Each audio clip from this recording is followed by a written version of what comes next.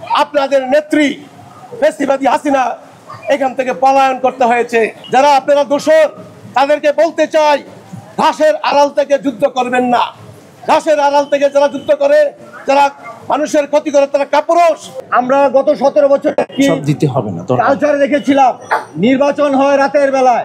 আমরা একটি কালচার দেখেছিলাম, মানুষের বাড়িতে গ্রেফতার করতে যায় রাতের বেলায়।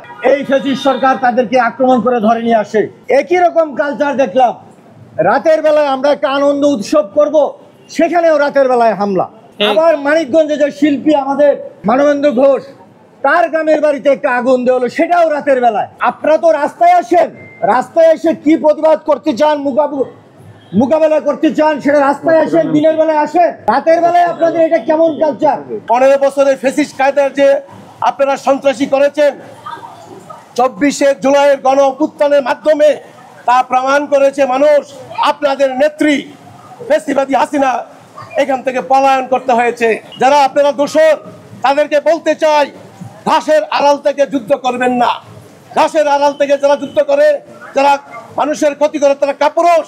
যার বাড়িতে চাক্ষুষ প্রমাণিত যে আগুন লাগানো হয়েছে, সে একজন শিল্পী। সত্যিকার অর্থে একজন মানুষ হওয়ার জন্য যে মানবতা লাগে, এই শিল্পীর মধ্যে সেই গুণগুলো ছিল।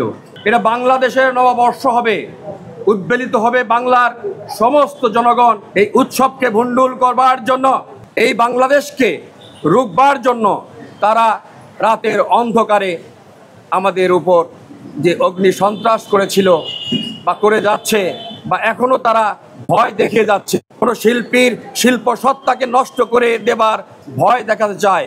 পক্ষান্তরে এই ঘটনার মধ্য দিয়ে সারা বাংলাদেশের মানুষকে, সারা বাংলাদেশের আকাঙ্ক্ষিত জনগণকে মূলত ভয় দেখাতে চায়। এখানে শিল্পী সমাজ এর বিরুদ্ধে দাঁড়াবে।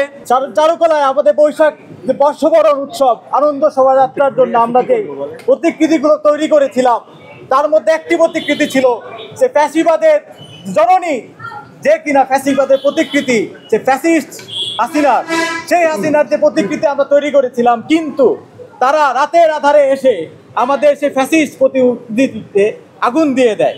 তারা আগুন দিয়েছিল চারুকলায়, তারা আগুন দিয়েছে আমার ভাইয়ের বাড়িতে। তারা ছাত্র জনতাকে নির্মমভাবে গুলি করে হত্যা করেছিল।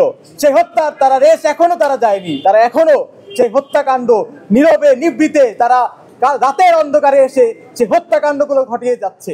আপনার স্বপ্নগুলো আকাশ ছুবে প্রবাসীর হেলিকপ্টারের মাধ্যমে। বিয়ে, জন্মদিন অথবা যে কোনো বিশেষ প্রয়োজনে হেলিকপ্টার ভাড়া করতে যোগাযোগ করুন স্ক্রিনে দেয়া নাম্বারে। প্রবাসীর হেলিকপ্টার, নিরাপদ ও সাশ্রয়ী বাহনের বিশ্বস্ত নাম।